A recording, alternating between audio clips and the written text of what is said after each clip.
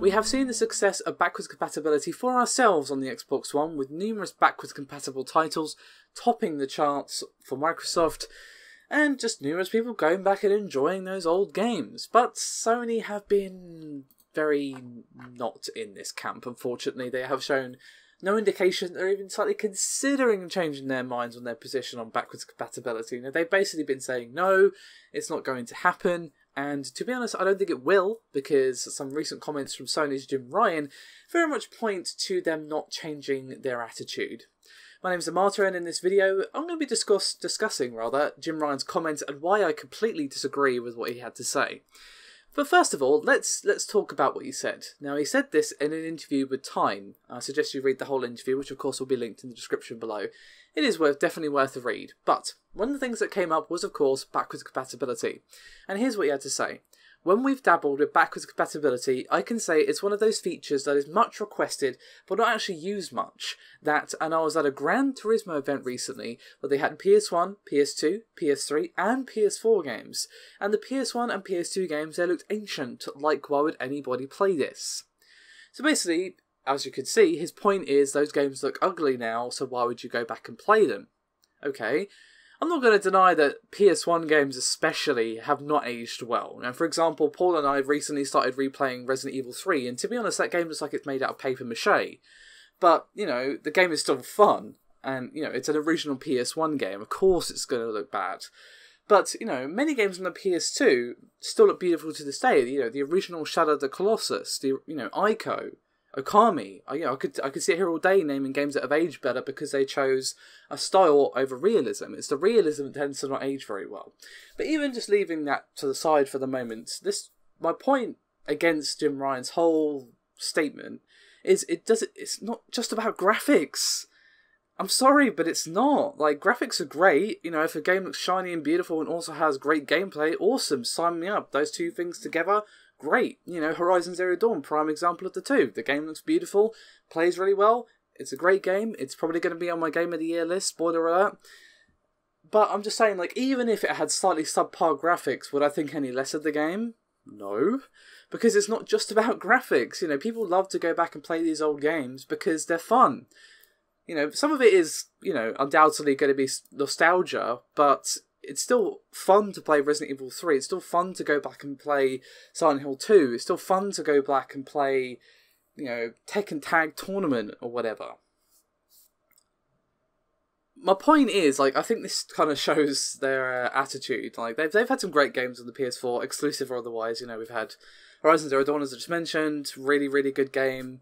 You know, we've had Bloodborne recently, was exclusive to their system. You know, exclusive or not, they've had a lot of good games on the PS4, but I know they love to impress us with their shiny trailers at E3, but what it really comes down to for me is the gameplay.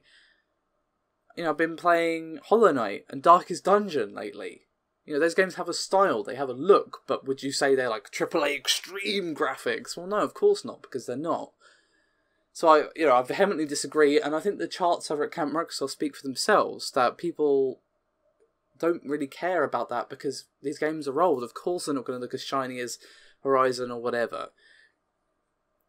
You know, what it comes down to is like, oh, I played this game as a kid, I want to go play it again, you know, is it still fun? Yes, it is, most likely.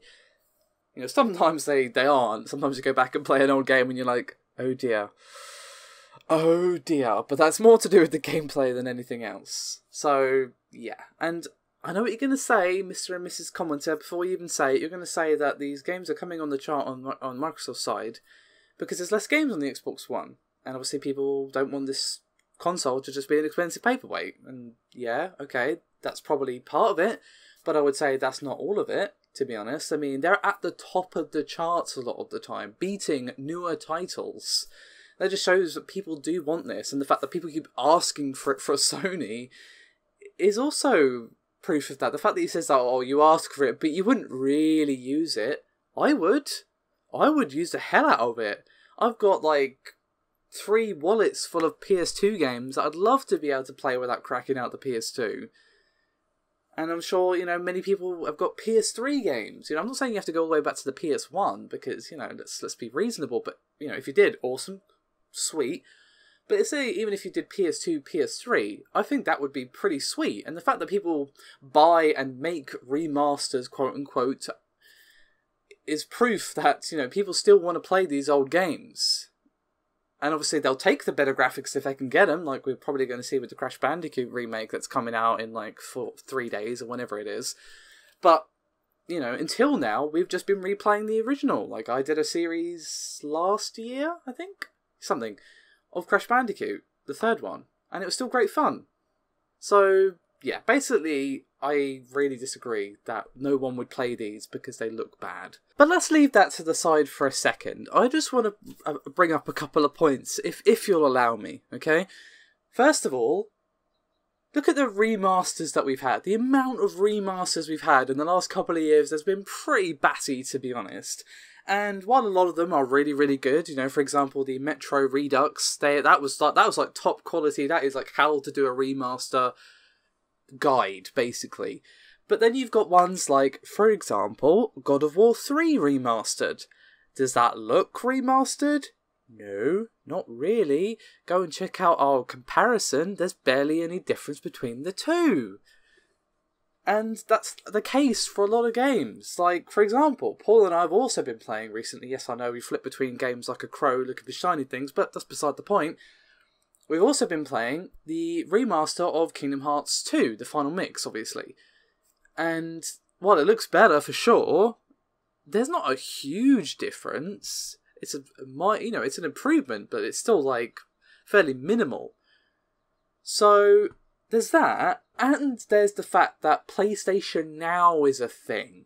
Like, if no one would play these games, like Jim Ryan says, why does PlayStation Now exist? Because that's exactly what PlayStation Now is. It's instead of backwards compatibility. You go and rebuy the game that you've already owned for like 10 years, so you can play it on the PS4. And, okay, let's just say, for example, that he's referencing PS1 and PS2 backwards compatibility on the PS4 here. Because that's the games he directly sort of references with that Gran Turismo comment. Okay. PS3 emulation or backwards compatibility on the PS4 is probably not going to happen for numerous reasons. First of all, the architecture of the two consoles is too different, and the specs of the PS4 probably not enough. You'd maybe need the Pro to make it happen, and it would cost Sony a lot to put backwards compatibility of the PS3 on the PS4. If they don't want to invest in that, cool. I can understand that. It's a shame, but it makes sense. But let's just for a second take a look at what it would take to run a PS1 or PS2 emulator, shall we? Okay. Now, obviously, these are not going to be one-to-one because, you know, it's PC versus console, yada, yada, yada. They're not going to use the exact software, but whatever. Even if you say you add on some, the minimum requirements are a 200 megahertz Pentium with 1 gigahertz. 256 megabytes of RAM minimum, or recommended 512 megabytes. And all you need for the graphics card is one that supports OpenGL or DirectX. Gee, I think the PS4 can manage that quite nicely, actually. But you know, before we get into any more, let's look at the PS2. Let's be fair, let's be scientific, shall we? Okay, so, again, this is probably not going to be one-to-one. Blah, blah, blah, blah. However, Intel Core 2 Duo 3.2 GHz, or if you're doing AMD, Phenom 2 3.2 GHz, GPU 8800 GT or better with DirectX 10 support, and 1 GB of RAM. Yeah, I'm gonna say that the PS4 could probably manage that. Yeah, because why I think they aren't actually doing this is because they don't want to. It would be a lot of work for them to do so. And again, with the PS3, I completely understand. That makes sense. It's a shame, but it makes sense. It would be too expensive and too much hard work to actually get this happening. Cool. That's a shame, but again, understandable. PS1 and PS2, not so much. Again, if no one wants to play these games, why is PS Now a thing? Why do people go back and play these games still? You know, I was at a friend of Paul's the other day, and he's got a huge stack, and I do mean huge, of Dreamcast games. You know, we were playing, for example, Death Tank and Tekken Tag and I can't remember what it's called now, some X-Men fighting game thing on the Dreamcast. I completely forgotten the name of it, but there's probably going to be like a billion comments, or maybe not a billion, but a few comments saying what it is. My point is, like, people still go back and play these games because, okay, yeah, they haven't aged brilliantly. Cool, I understand and I agree. But that doesn't matter because they're still fun. Remember? Fun? That's what games are supposed to be about. F-U-N?